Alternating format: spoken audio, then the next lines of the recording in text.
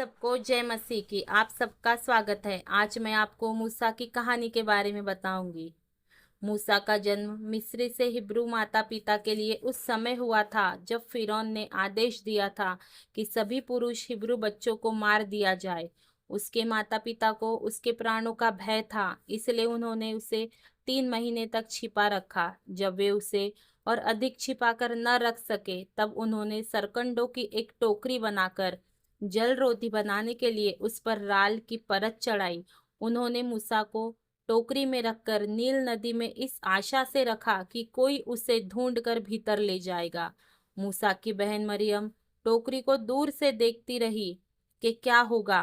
टोकरी फिरौन की बेटी को मिली जो नदी में नहा रही थी।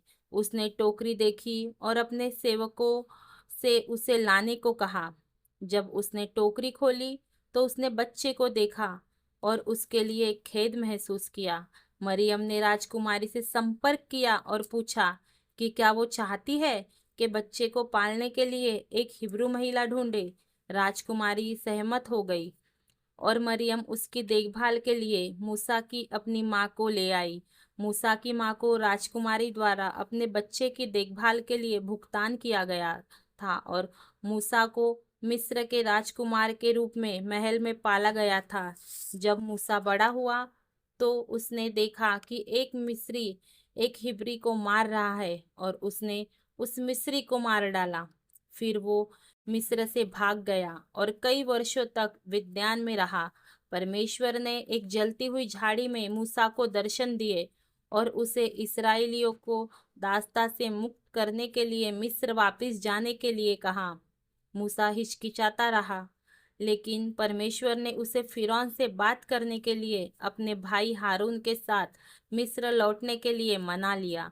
मूसा और हारून ने फिरौन से इस्राएलियों को जाने देने के लिए कहा, लेकिन उसने इनकार कर दिया। परिणाम स्वरूप परमेश्वर ने मिस्र पर तब तक विपत्तियां भेजी जब तक कि फिरौन ने अंत तक पश्चाताप नहीं किया और इस्राएलियों को जाने दिया। मूसा इस्राएलियों को मिस्र से बाहर और लाल समुद्र के पार ले गया, जहां उन्हें सीने पर्वत पर 10 आज्ञाएं और शेष व्यवस्था मिली।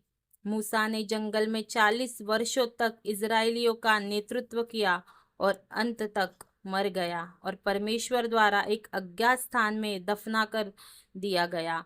और यही मूसा के जन्म और उसके जीवन की यात्रा की कहानी है।